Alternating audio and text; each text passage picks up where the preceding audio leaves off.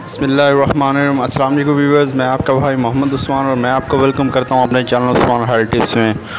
उम्मीद है दोस्तों आप सब खैरियत से होंगे। एक नए वीडियो के साथ, एक नए टॉपिक के साथ मैं आपकी खिदमत में हाजिर। व्यूअर्स, आज का हमारा जो नुस्खा है वो दिल की कमज़ोरी के लिए है, दिल की ताकत के लिए और जिन लोगों का दिल घबराता है उनके लिए है। अब दिल की बहुत अहमियत है इंसानी जिस्म के अंदर। अगर इसमें कोई मसला हो जाए तो बहुत परेशानी का सबब बनता है। अब कुछ लोग ऐसे भी होते हैं जो गम की खबर सुन लें उनका फ़ौरन उनका दिल डूब जाता है, या किसी बड़े शख्स के सामने चले जाएं उनके दिल की धड़कन तेज़ ही हो जाती है। दिल की धड़कन तेज़ हो जाती है, एकदम से हाथ पाँव में पसीना आना शुरू हो जाता है। ये कुछ सिम्टम्स होते हैं, कुछ अलामात होती हैं दिल कमज़ोर होने की।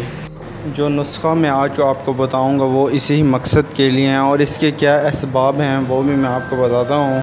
पहली अलामत तो ये है, अगर आपके जिस्म में खून की कमी हो गई है तो आपका दिल ज़ईफ़ हो सकता है, दिल कमज़ोर हो सकता है। या जिनका दिल का ऑपरेशन हुआ हो उनका भी दिल कमज़ोर हो सकता है।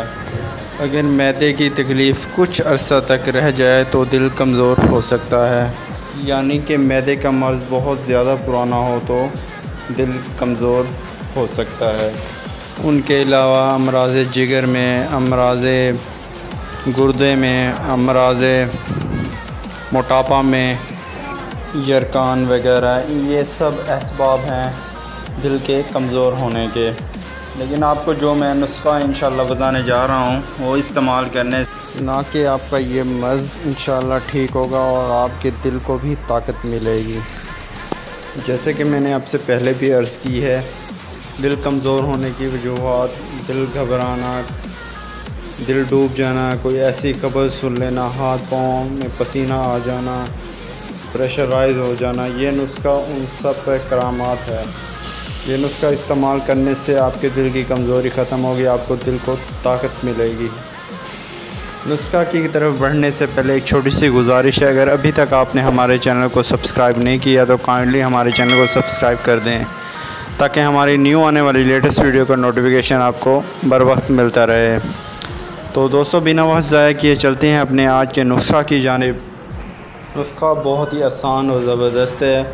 अज्जा आपकी आसानी के लिए पिक्चर्स भी और नाम भी मैं आपके स्क्रीन पे शो कर दूंगा। नंबर 1 पे आपने लेना है खुर्द इलायची 30 ग्राम, खुर्द इलायची यानी छोटी इलायची 30 ग्राम, कशनीज़ यानी कि खुश धनिया वो भी आपने 30 ग्राम ले लेना है, और संदल वो भी आपने 30 ग्राम ले लेनी है। और चौथे नंबर पे आपको 50 स्टोर से मिल जाएगा खमीरा गोज़बान सादा। खमीरा गोज़बान आप किसी भी कंपनी का ले लें, कोई इशू नहीं।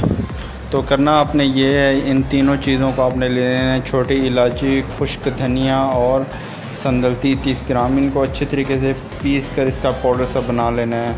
तो करना आपने ये है, इसको बारीक छन्नी या मलमल के किसी बारीक दुपट्टे के मदद से इसको छान लेना है, बिल्कुल पाउडर सा बना लेना है।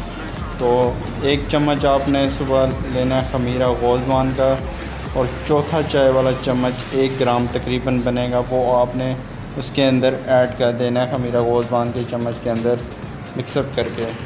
तो ये आपकी ख़ुराक बन जाएगी। आपने 1 चम्मच सुबह से लेना है और 1 शाम में।